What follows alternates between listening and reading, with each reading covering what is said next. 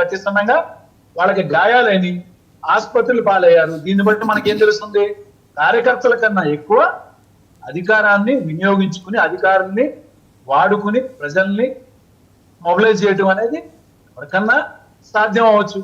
అదే పందాలు వాళ్ళు చేశారు. కానీ అక్కడ అంత పెద్ద డంకా మోగించుకునేంత గొప్ప ఇదేం లేదు. వీళ్ళు అన్న మాటను చేసి చూపించమనంటే దానికి బాగుంటుంది. రైట్ అండి. మళ్ళీ మీ దగ్గరకు వస్తా. ఒకసారి సుజాత గారు వైసీపీ జనసేన అధికార ప్రతినిధి, వారి దగ్గరికి వెళ్ళే ముందు లోకేష్ గారు ఏం మాట్లాడారు అంటే ఎంత అగ్రెసివ్గా ఆయన మాట్లాడారు, అలాగే సెటైర్స్ ఎలా విసిరారు, ఒక భరోసా ఎలా కార్యకర్తలకు ఇచ్చారు, ఒకసారి చూద్దాం. మనందరం చూసాం, చరిత్ర కూడా తిరిగి రాశాం. 94% స్ట్రైక్ రేట్ అంటే 175 నియోజకవర్గాల్లో 164 స్థానాలు మన కైవసం చేసుకున్నాం. ఇది ఒక రికార్డు కాదు, ఆల్ టైమ్ రికార్డ్ అని సభాముఖం మీకు తెలుపుతున్నా. ఇది తెలుగుదేశం పార్టీ కార్యకర్తల నాటు దెబ్బ. జెండా బీకేస్తా అన్నారు వాళ్ళు, ఇప్పుడు పార్టీ కార్యాలయానికి టూలెట్ బోటు పెట్టుకుని పారిపోయే పరిస్థితి. పార్టీ లేకుండా చేస్తా అన్నారు, అడ్రస్ లేకుండా పోయే పరిస్థితి. వై నాట్ 175 అన్నారు, ప్రజలు ప్రతిపక్ష హోదా కూడా ఇవ్వని పరిస్థితి.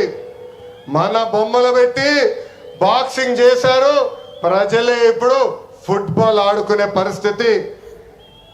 ఏ తప్పు చేయని మన అధినేత చంద్రబాబు నాయుడు గారు బంధించారు. ప్రజలు ఏకంగా ఆ నాయకుడిని ప్యాలెస్ లో పెట్టి తాళాలేసి లాక్ చేసే పరిస్థితి. రైట్. సుజాత గారు, నాయకులు ట్రెండ్. సుజాత గారు, లోకేష్ గారు మాట్లాడింది విన్నారు. అంటే ఒక ఆయన రాజకీయ అరంగేట్రం చేసిన తర్వాత మొదటి టర్మ్లో he was minister IT.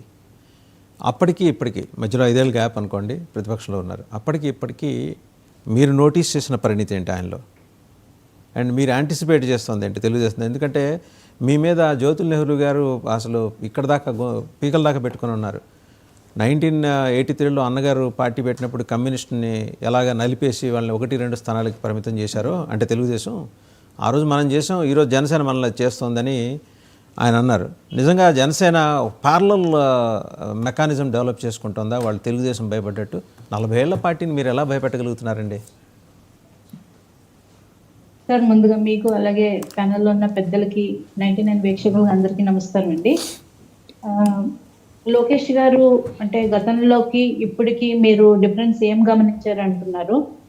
Yuvagalam పాదయాత్ర ద్వారా ఆయన ప్రజలకి మరింత చేరువుగా వెళ్ళడం ద్వారా ప్రజల యొక్క సాధక బాధకాలని ఆయన దగ్గరుండి చూడడం, వివిధ సంఘాలతో ప్రతినిధులతో మాట్లాడడం కానీ, వివిధ సామాజిక వర్గాల ప్రజలతో మమేకం అవ్వడం కానీ, రాజకీయంగా ఆయన నిరంతర విద్యార్థిగా పరిణతి చెందుతున్నారన్నది మాత్రం అందరం గమనిస్తున్న సత్యం అండి.